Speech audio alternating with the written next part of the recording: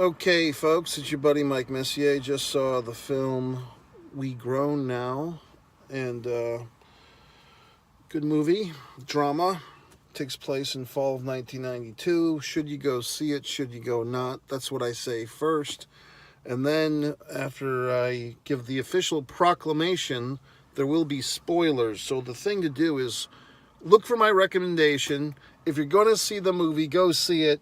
But don't forget to come back because you want to hear what I have to say about the film. So I would recommend this movie. I do think this is a good movie. It's a drama. It's a contemplative. It's children, Chicago, 1992, fall. Unlike some of the advertisements or advertisements, as we say, there wasn't a whole lot of Michael Jordan stuff in this movie. It's just in the shadows of that era. Okay, so now let's discuss the movie further. So the movie, for some reason, I just wanted to see this movie. I thought it might be a little more upbeat than it turned out to be, but that's okay. The movie, I'm not sure if the director, writer, producer was the same individual who also created Moonlight, or if it's an entirely different individual. Or I saw Moonlight when it came out. I think that was 2017. And it won the Oscar for Best Picture. And I remember when I saw the film Moonlight, I said, well, to myself, and I don't remember if I even did a review or not. I can't remember if I was doing these reviews back then. But it's a very good movie. It's just so depressing and bleak. That's Moonlight, not this one. We Grown Now, I feel, is more optimistic. Optimistic. I feel like it's a bit more... you're not going to want to fucking kill yourself or jump onto a train track and get hit by a train after you see this one. So I like this movie. In fact, I would probably say with somewhat similar content, maybe not exactly. This movie, probably a better movie in my opinion, at least more enjoyable to watch than Moonlight. But why the comparison, you might be asking? Well, it's kind of the same as they say in the school books, socioeconomic situations. These fine folks in Chicago are in a predominantly black neighborhood, government subsidized housing, as they say, and 1992. So I guess the shine has kind of gone off the projects here because these neighborhood kind of peaked a generation earlier. Back in Grandma's time, so now we're getting to the spoilers, by the way. Grandma, who had moved with her husband to this neighborhood in Chicago from Tupelo, Mississippi, home of Elvis, and she describes it in a nice little monologue at some point late into the film, that the neighborhood was so wonderful and everyone sat out and talked and everyone was very optimistic, 30 or 40 years earlier, maybe 50 years earlier, and now her grandchildren are kind of living at the tail end of this. It's no longer the peak. It's far past it. The neighborhood is a bit, it's just not so nice. There's spiders in the apartment. The police are coming in at 2 a.m. There's a shooting. A small child's been killed in the neighborhood. Basically, the situation's gone amok. It's gone south, so to speak. It's bad, and everybody's kind of miserable. And we see that represented through all the characters, but mostly through, there's these 2 young boys. Malik, I think we could kindly say, is the lead character, the central character, and his little friend Eric. They're really about the same age. They're in the same grade at elementary school. I would like to say they're 11 or 12. They're pretty young kids. Good acting, by the way. The children actors do a nice job. Malik has a sister that's maybe a year older than him. Eric has a sister that looks to be 6 or 7 years older than him. She's about to graduate from high school and go to college. Eric, the friend, for his part, his mom is deceased. He's being raised by his father and his older sister. And Eric lives 2 or 3 doors down from Malik and his family, which basically consists of Malik, his slightly older sister, the mom, and it looks like her father is deceased, and her, so that's it. So you have a family of 4 and a family of 3. Now you might be wondering, if this was a sitcom or a series, how come Eric's dad hasn't put the moves on Malik's mom? But, that's not what happened. So I think this movie was probably based on true events from the writer. And that's why I'm thinking it might have been the same Moonlight person, but maybe fucking not, you know. And I thought about checking my little phone to finding out the information before I came to you, but this is Mike's instant movie review. I see the movie and then we do an instant review. I don't cheat. I don't go looking for facts on the internet. I do this from my brain, okay? So, in any regard, the advertising said something about Michael Jordan, and not that I'm crying about it, but there's only one little conversation where Malik and Eric are basically doing the same old trite Michael Jordan talk. Could he win these championships without Scottie Pippen? And then this third kid comes into the fray and mentions Horace Grant. And then we see, I think Eric is wearing a fucking Chicago Bulls jersey later on. And that's pretty much the end of that. So if you're going into this movie thinking it's the whole neighborhood is rallying around Michael Jordan, not really. These fine folks have their own problems to worry about, okay? So, any regard. But I like the movie. I mean, it's contemplative. You know, if you ever saw the movie Stand By Me, River Phoenix, you might be saying, well, who's that? Well, once upon a time, young people, Joaquin Phoenix, who you know is the Joker in the Batman movies, you see, he had an older brother, okay, that basically kicked down the door to Hollywood for his whole Phoenix family, and that was River Phoenix, but he's been long deceased, unfortunately.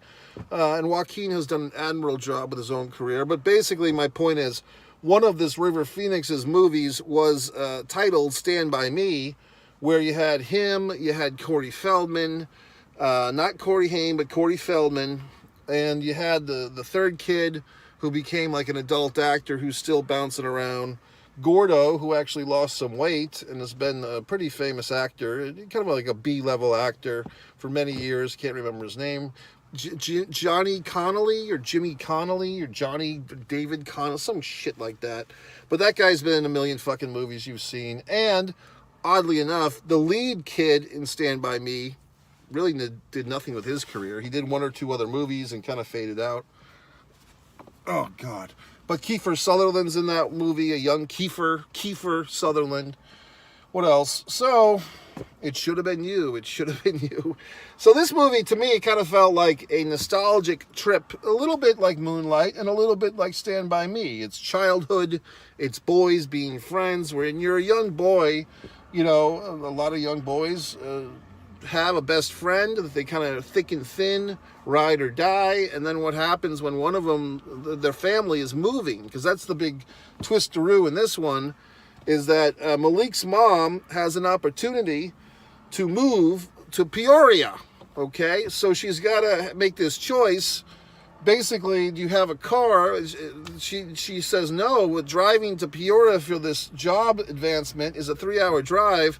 So she speaks to her mother, and the mother has all her money rolled up, and luckily the police didn't steal her money when they broke in at 2 in the morning, which was nice of the police to not steal her money, even though they wrecked her home.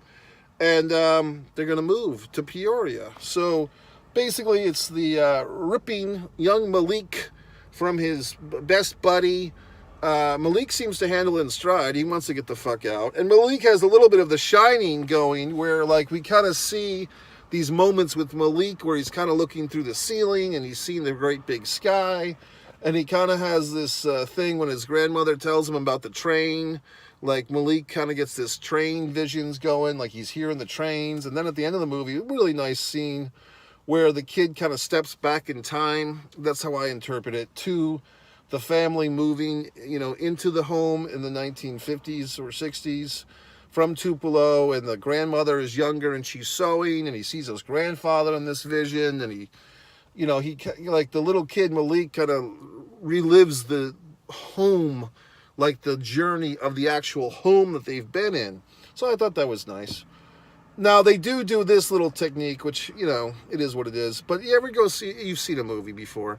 You know, at the end of the movie when, like, the character is kind of remembering all the wonderful things that have happened in their life, which just so happened to be all the goddamn things you saw in the movie, you know? And so they have the little flashback moment where the kid, Malik, is, like, thinking back to all these wonderful memories of him and his buddy Eric. And, of course, we see these little 2-second flashes, montage, if you were, of him and his pal living life as we've just seen it throughout the film. I think they might have put 1 or 2 other scenes in there that weren't fully explored in the film.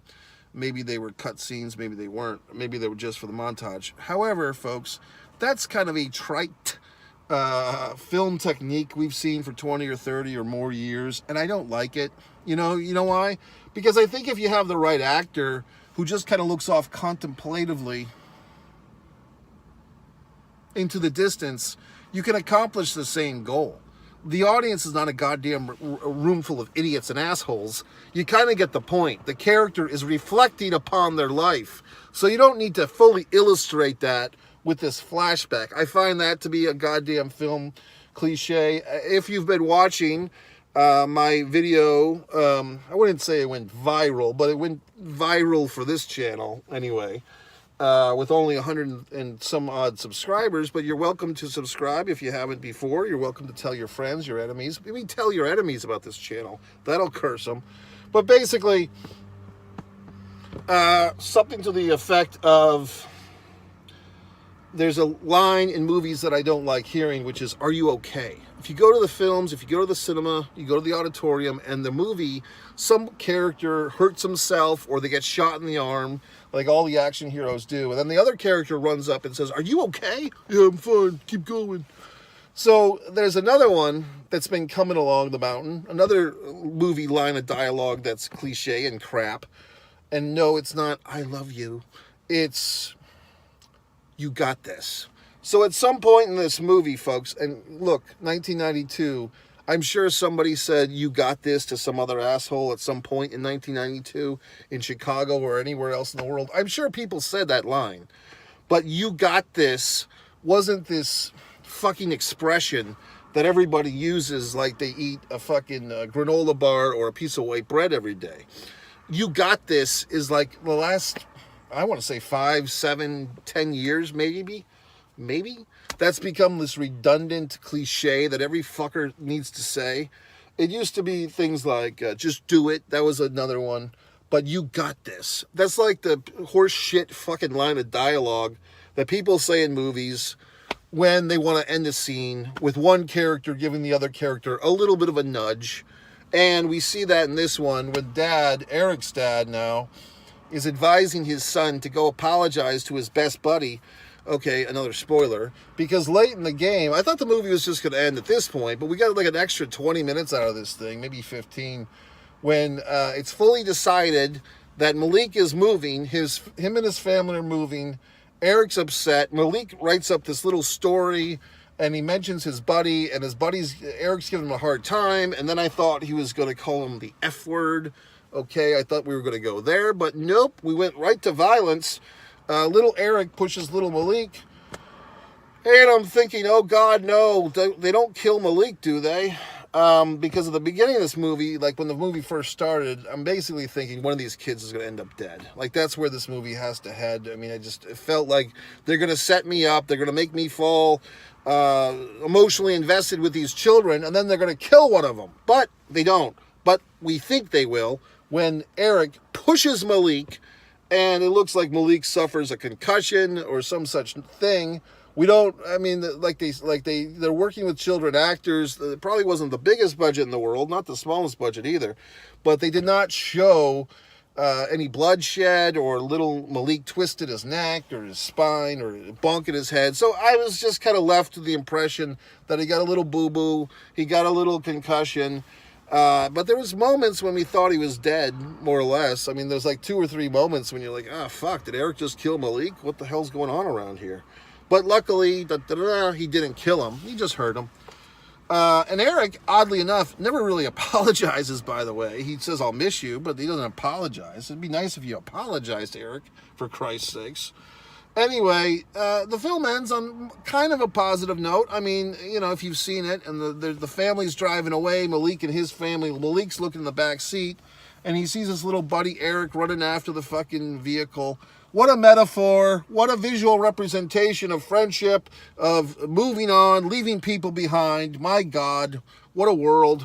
So, you know, I mean, I'd like the movie. I mean, what the fuck can I tell you? I mean, obviously, I can't remember. There was some 2 words with a hyphen in between it as far as this government subsidized housing.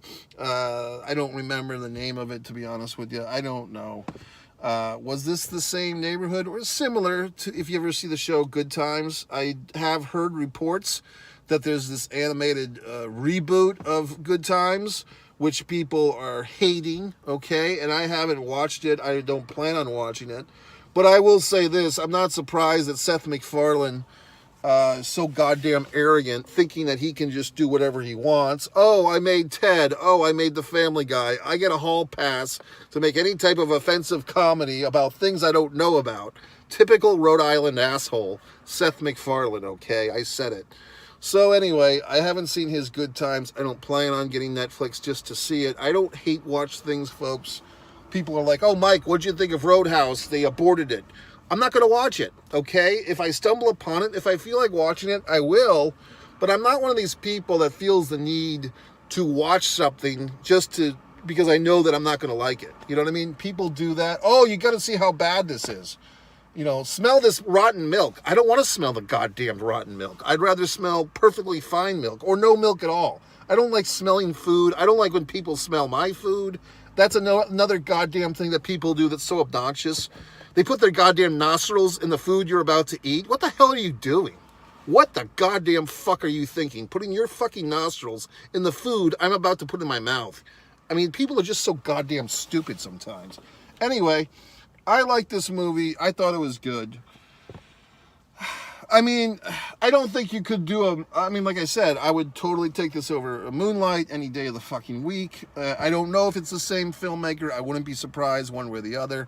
It wasn't as artsy-fartsy as fucking Moonlight, and it was a hell of a lot more enjoyable, and I feel like it covered more realistic territory. I don't know. What the fuck? I mean, I guess every story is realistic if it happened, right? Or if you can think it could happen. So who am I to say?